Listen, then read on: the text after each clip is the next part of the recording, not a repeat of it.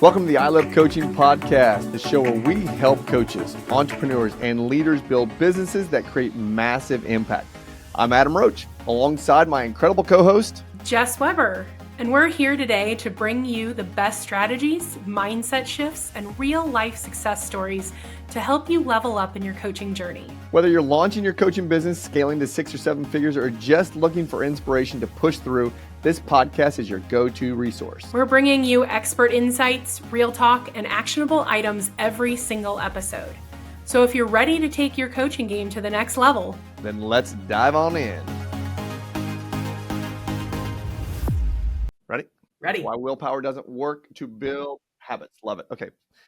3, 2, 1. All right, everybody, welcome back. We are diving into, and if you have this problem today, I want you to strap in and hold tight, because here's what we're doing. We are solving why willpower doesn't work, Jess, to build habits. Why willpower doesn't work to build habits.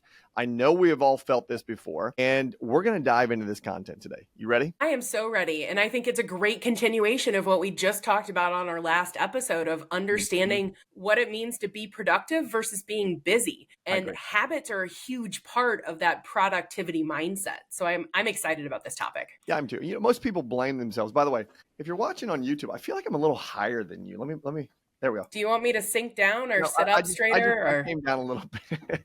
But people blame themselves, right? What people do when we watch this, when we watch coaches in our community, when we watch coaches at coach camps, they really start to blame themselves that they can't stick to new habits, right? And we've seen that over and over and over. I know both of us have experienced not being able to stick to new habits, whether that was in the building space of I Love Coaching, whether that was in the fitness space with Alan. It can be a little bit challenging. But here's the problem. It's not you, right? What we want to do is we actually want to set you free with this to feel that what we want to really impart on you today is that it's just your environment. Your environment is working against your goals. It 100% is. And I mean, we're going to take some of my favorite concepts again from my favorite human right now, Benjamin Hardy. He's got an entire book on this, Willpower Doesn't Work. But it's truly about, you cannot put on a superhero cape and tights, no matter how good you look in spandex, and use that willpower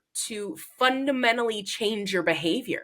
It just doesn't work. No, so the best way to change behavior is to change the space in which you operate, your environment. And so that really is the catalyst for finding success with habits. So let's talk about these points. I'm kind of alluding to our point number 1, which is design your environment to set you up for success. Yeah. And you know, what's interesting is we have watched people transition from one working space to this new working space. And when I say spaces, I mean like a job, right? Working in a job, and now they want to step into a coaching space, or maybe working in a coaching space with a company before, and now they want to do something more independent. And where they fail to make changes is they think that they can step into the same environment and build new habits. And that's where we really want to talk about point number 1 is you have to design your environment for success. And sometimes you even have to change your physical environment because you might have some anchors from your past environment. I know that if I was trying to build my coaching empire, Jess, that we have created here from my KW office, it wouldn't have happened, right? It definitely wouldn't have happened.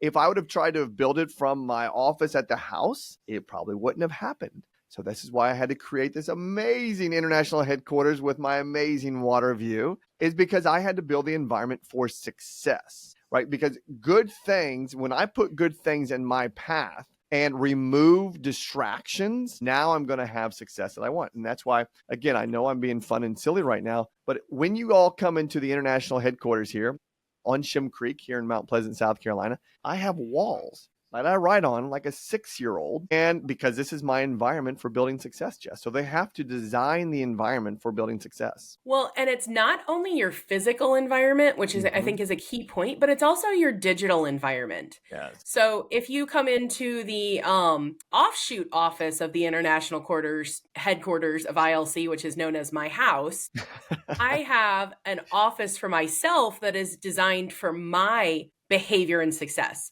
So Adam writing on walls causes me like intense amounts of anxiety because I can't operate that way. I have a totally different environment than Adam does. And I operate off of 3 large computer monitors where Adam does not. So whenever I roll into his office, I bring my portable monitors with me because we each have taken the time, we've paused long enough to understand what is our most successful environment to achieve the outcome we're looking to do.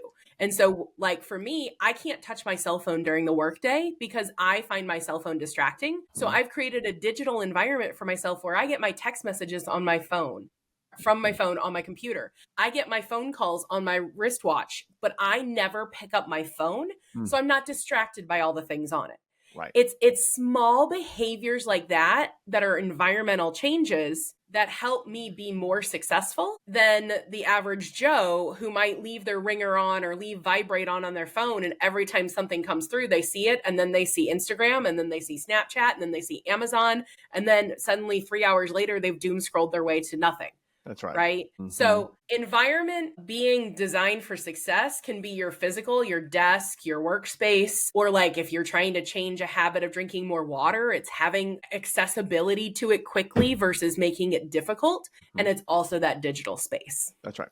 And the simple language there is when you are designing your environment for success is understand the difference between traction and distractions. They both have action in them. And if you are staying in the space of distraction, that is either going to pull you back or move you sideways. It's not going to move you forward. And in the word traction means, which is also action-oriented, it's pulling and moving you forward. So look at a physical environment. Look at your digital environment.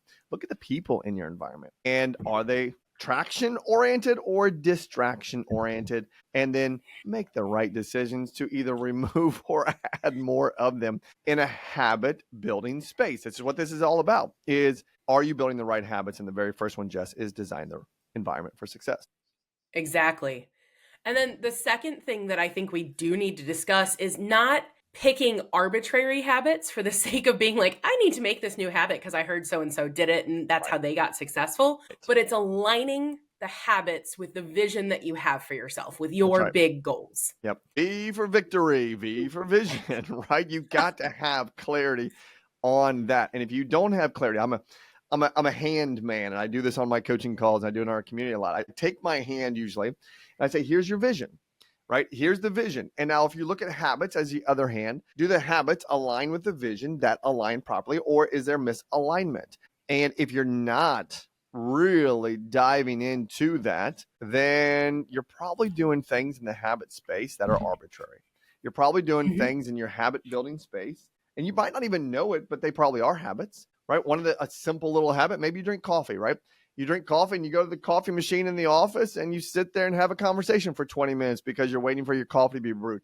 That ain't a habit that aligns with your vision. Get your coffee ahead of time, figure out something new and do it the right way because, well, you can't waste time when you are building new habits. Well, and I think that's an especially important thing to consider, knowing yourself and knowing what you want and having those priorities like we talked about last episode, because habits only stick when they are directly serving the future self that you're looking to build. That's right.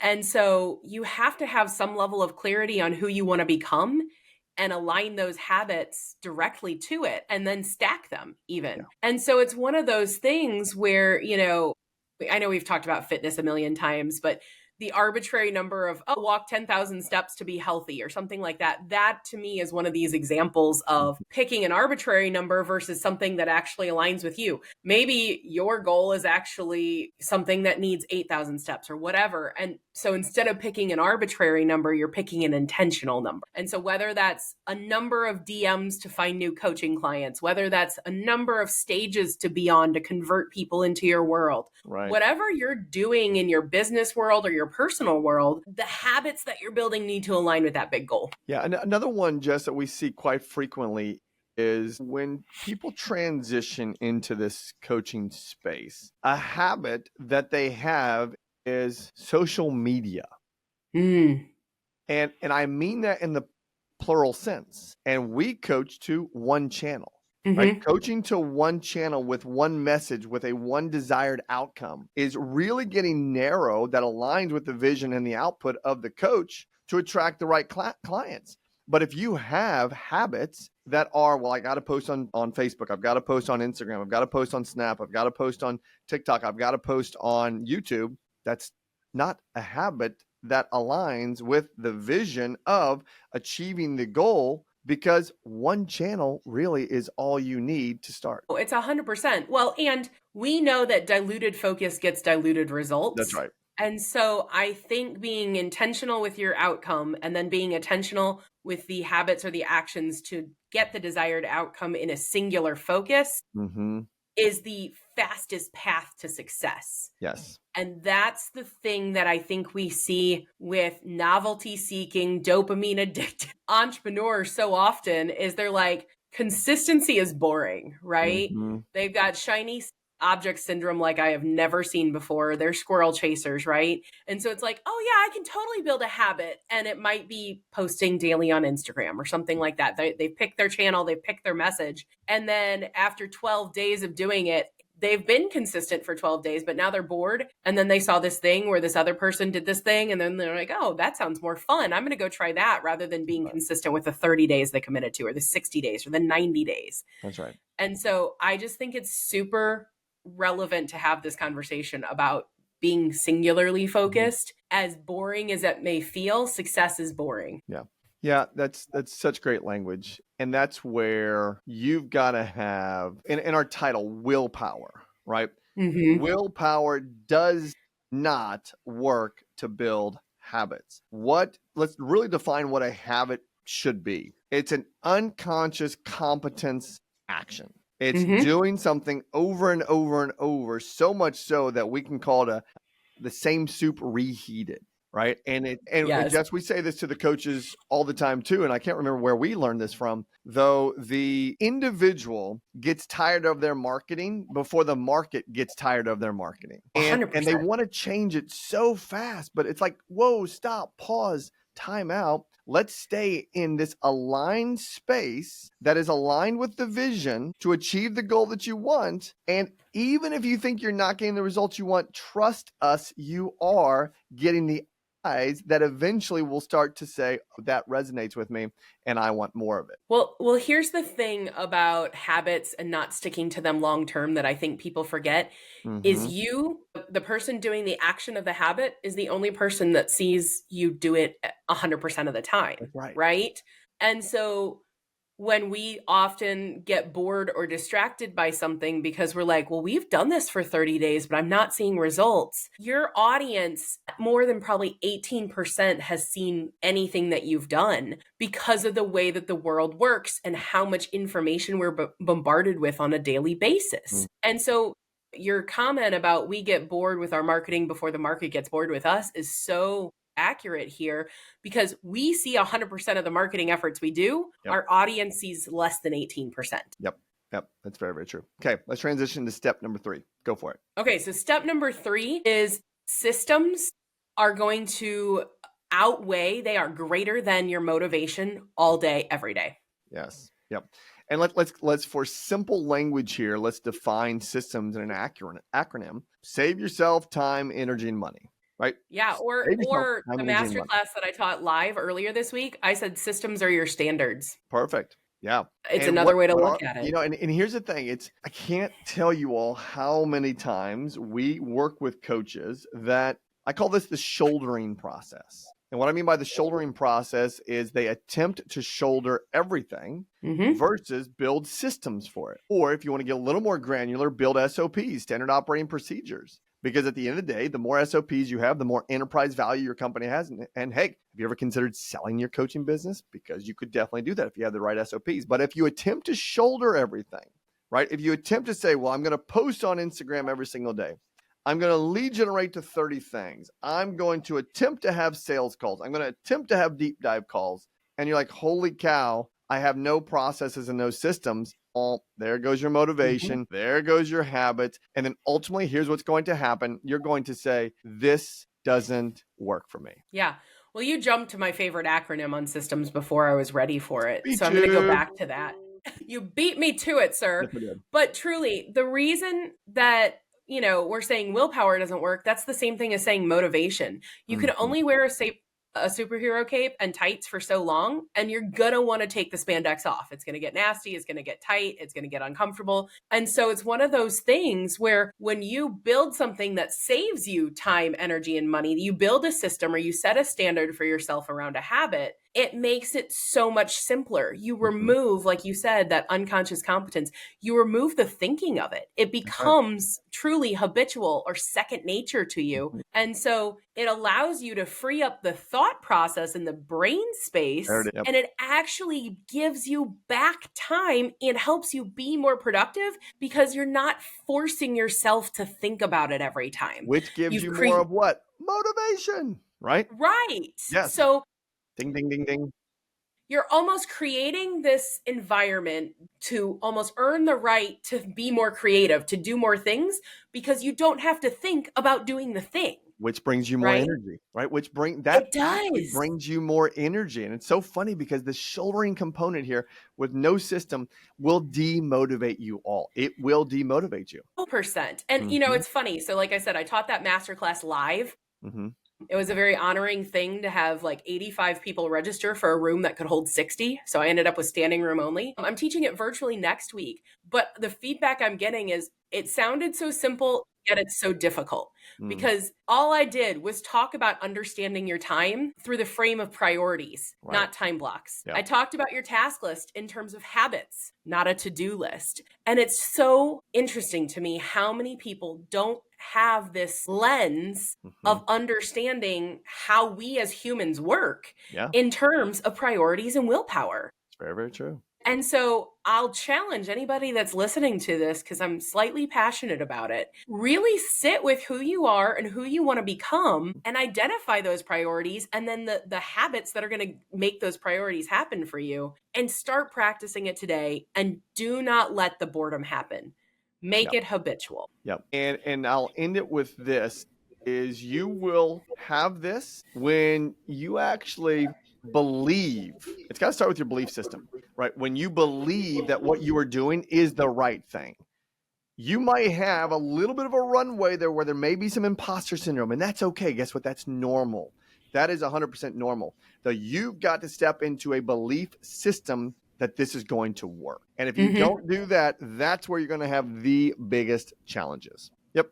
Okay.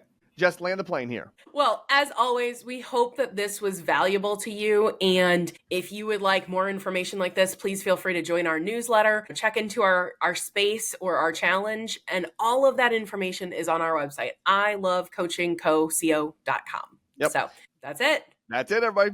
Okay. Go build those habits. Thanks. See you. Bye.